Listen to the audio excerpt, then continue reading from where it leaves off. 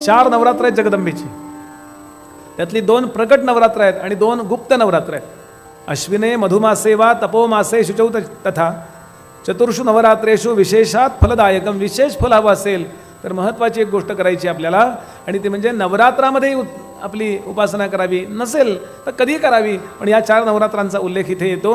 2 नवरात्र प्रकट आहेत. चैत्र शुद्ध प्रतिपदा ते नवमी हे प्रकट नवरात्र आहे, ज्याला आपण राम नवरात्र म्हणतो हल्ली. पण रामांच्या जन्मानंतर आपण राम नवरात्र म्हणायला लागलोय. तत्पूर्वी हे नवरात्र साजरं केलं जात असे. गुढीपाडवा केला जात असे. बरं, वर्षाची सुरुवात म्हणून. चैत्र उर्फ मधु, चैत्राचं वैदिक नाव आहे मधुमास. या मधुमासामध्ये म्हणजे चैत्र मासामध्ये प्रतिपदा ते नवमी जगदंबेचं अनुष्ठान करायचं. किंवा अश्विन महिन्यातलं तर प्रसिद्धच आहे.